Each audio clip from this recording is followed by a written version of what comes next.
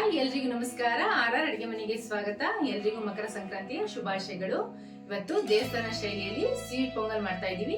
ಬನ್ನಿ ಹೇಗ್ ಮಾಡೋದು ಅಂತ ಮುಂದೆ ಬಿಡದೆ ನೋಡೋಣ. ಈ ವಿಡಿಯೋ ಇಷ್ಟ ಆದ್ರೆ ನಿಮ್ಮ ಫ್ಯಾಮಿಲಿ ಫ್ರೆಂಡ್ಸ್ ಗೆ ಶೇರ್ ಮಾಡಿ. ನಮ್ಮ ಚಾನೆಲ್ ನ ಸಬ್ಸ್ಕ್ರೈಬ್ ಮಾಡಕ್ ಮರಿಬೇಡಿ. ನೋಡಿ, ಇದು 1/4 kg ಅಷ್ಟು ಅಕ್ಕಿ ತೊಗೊಂಡಿದ್ದೀನಿ. ಇದನ್ನ ನಿಮ್ಗೂ ಮಿನಿಮಮ್ 6 ರಿಂದ 8 ಅವರ್ ನೆನೆಸ್ಕೊಬೇಕು. ದೋಸೆ ಹಿಟ್ಟಿಗೆ ಇಡ್ಲಿ ಹಿಟ್ಟಿಗೆ ನೆನೆಸ್ತಿರಲ್ಲ ಅಕ್ಕಿ, ಆ ಥರ ನೆನೆಸ್ಕೋಬೇಕು. ಯಾಕಂದರೆ ಇದು ತುಂಬ ಹಾರ್ಡ್ ಇರುತ್ತೆ ಅಕ್ಕಿ. ಇದು 6 ರಿಂದ 8 ಅವರ್ ಮಿನಿಮಮ್ಮು ನೆನೆಸ್ಕೊಬೇಕು. ಇದು ನಾವು ಓವರ್ ನೈಟೇ ನೆನೆಸಿಟ್ಕೊಂಡಿದ್ದೀವಿ. ಕಲರ್ ಏನ್ರಿ ಇದು? ಈ ಕಲರ್ ಇದೆ. ಈ ಅಕ್ಕಿನೇ ತುಂಬ ವಿಶೇಷ ರೀ. ಇದು ವರ ಸಾಂಬಾರ್ ರೈಸ್ ಅಂತಾರೆ.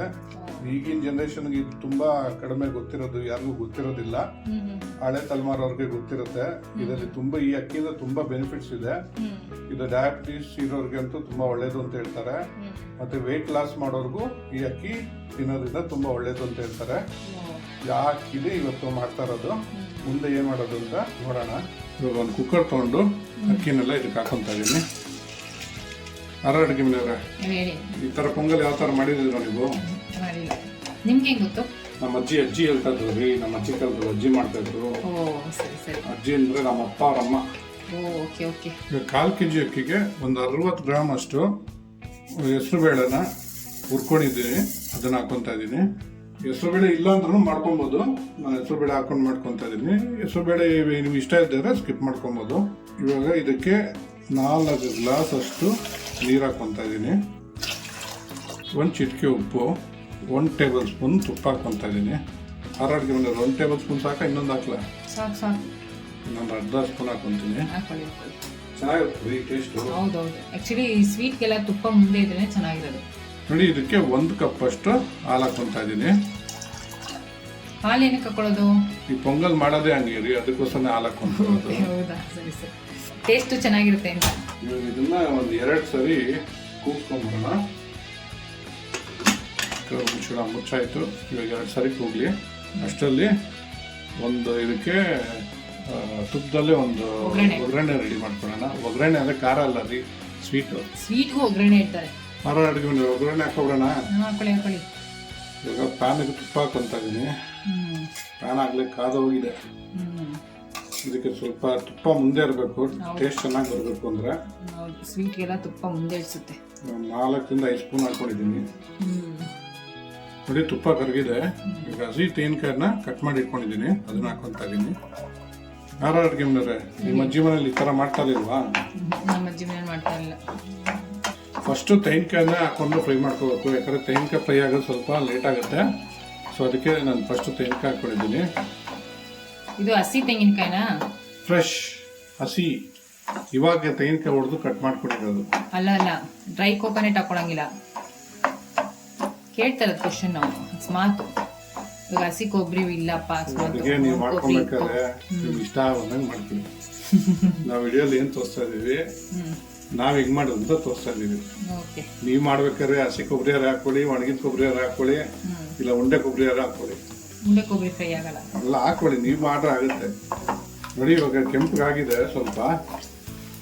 ಇದಕ್ಕೆ ಅಡಿಗೆ ಏನ್ ಹಾಕೊಳ್ಳೋಣ? ಗೋಡಂಬಿ ಹಾಕೊಳ್ಳಿ. ಗೋಡಂಬಿ ಹಾಕೊಳ್ಳೋಣ. ಲವಂಗ ಹಾಕೊಳ್ಳೋದಲ್ವಾ? ಲವಂಗನೂ ಹಾಕೊಳ್ಳಿ, ಗೋಡಂಬಿನೂ ಹಾಕೊಳ್ಳಿ. ಕಟ್ ಮಾಡಿ ಇಟ್ಕೊಂಡಿರೋ ಗೋಡಂಬಿ ಹಾಕೊಂತ ಇದೀನಿ. ಇದೊಂದು 15 ರಿಂದ 20 ಗ್ರಾಮ್ ಇರ್ಬೋದು. ಸ್ವಲ್ಪ ಡ್ರೈ ಫ್ರೂಟ್ಸ್ ಎಲ್ಲ ಮುಂದೆ ಇರಬೇಕಲ್ಲ. ಇದಕ್ಕೆ ಇನ್ನೊಂದು ಸ್ಪೆಷಲ್ ಹಾಕೊಂತ ಇದೀವಿ. ನೀವು ಯಾವಾಗ ಗೋಡಂಬಿ, ದ್ರಾಕ್ಷಿ ಇಲ್ಲ ಬಾದಾಮಿ ಹಾಕೊಂತೀರಲ್ವಾ, ಇದಕ್ಕೆ ಒಂದು ಸ್ಪೆಷಲ್ ಆಗಿ ಬೇರೆ ಒಂದು ಹಾಕೊಂತ ಇದ್ದೀನಿ.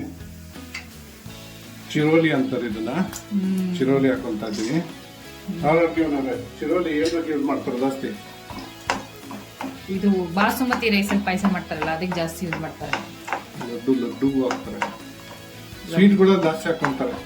ಬಟ್ ಬಾಸುಮತಿ ರೈಸ್ ಇದು ಮದುವೆ ಮನೆಯಲ್ಲೆಲ್ಲ ಮಾಡ್ತಾರೆ. ಅದ್ರೊಳಗೆ ಚಿರೋಲಿ ನೋಡಿದ್ದೀನಿ, ತುಂಬಾ ಚೆನ್ನಾಗಿರುತ್ತೆ. ಅದು ಮಧ್ಯ ಸಿಗುತ್ತೆ. ನೋಡ್ಬಿಟ್ಟಿದ್ದೀರಾ?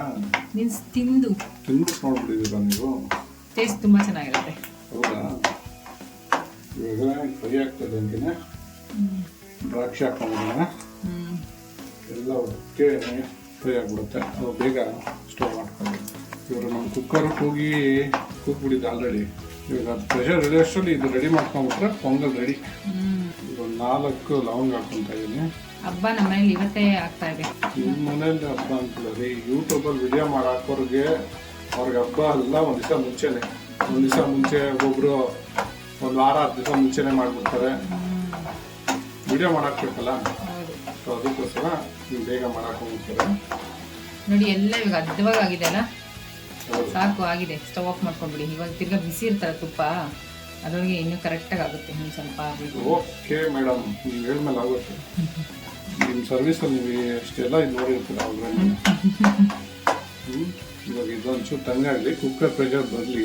ಓಕೆ, ಈ ಕುಕ್ಕರ್ ಕೂಗಿ ಇವಾಗ ಪ್ರೆಷರ್ ಇಳಿದಿದೆ. ಅಕ್ಕಿ ಹೆಂಗಾಗಿದೆ ಅಂತ ನೋಡೋಣ. ಇಲ್ಲಿ ಅಕ್ಕಿ ಎಲ್ಲ ಚೆನ್ನಾಗಿ ಬೆಂದಿದೆ. ಇವಾಗ ಅಕ್ಕಿನ ಸ್ವಲ್ಪ ಸ್ಮ್ಯಾಶ್ ಮಾಡ್ಕೊಂಬಿಡೋಣ.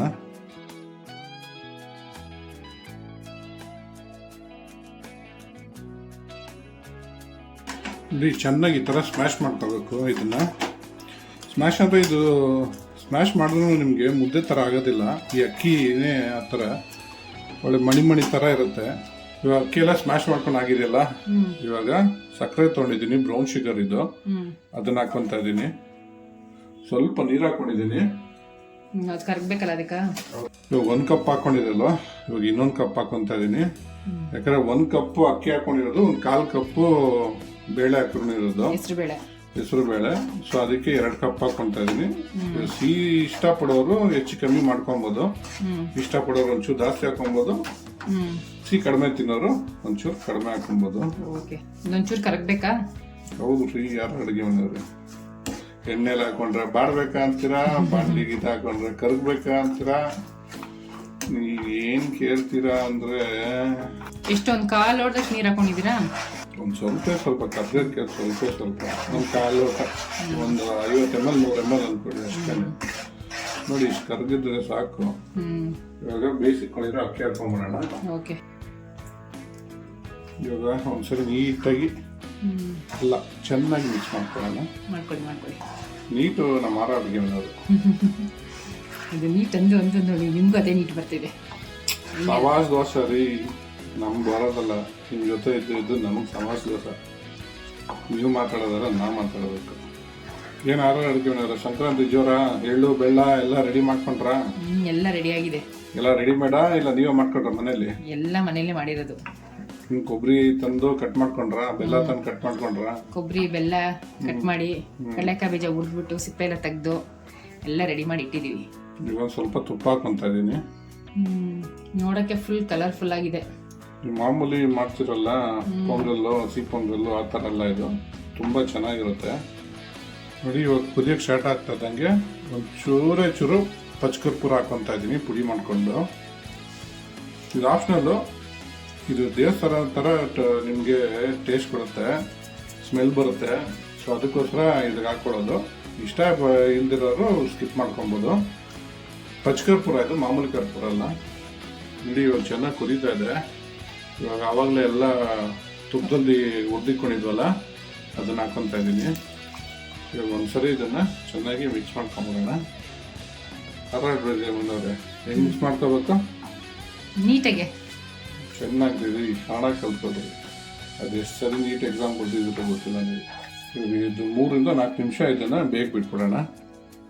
3 ರಿಂದ 4 ನಿಮಿಷ ಆಗಿದೆ ನೋಡಿ. ವಾವ್, ಆರ ಅಡುಗೆ ಮನೆಯವ್ರೆ, ಘಮ ಅಂತ ಇದೆ. ಸ್ಟವ್ ಆಫ್ ಮಾಡ್ಕೊಂಡ್ಬಿಡೋಣ. ರೆಡಿಯಾಗಿ ಹೋಗಿದೆ ನಮ್ಮ ಪೊಂಗಲ್ಲು. ಸ್ಟವ್ ಆಫ್ ಮಾಡ್ಬಿಡೋಣ. ಸ್ವೀಟ್ ಪೊಂಗಲ್ ರೆಡಿ ಆಗಿದೆ. ಟ್ರೈ ಮಾಡಿಬಿಟ್ಟು ಹೇಗಿತ್ತು ಅಂತ ಕಮೆಂಟ್ ಬಾಕ್ಸ್ ಅಲ್ಲಿ ತಿಳಿಸಿ. Thanks for watching our video.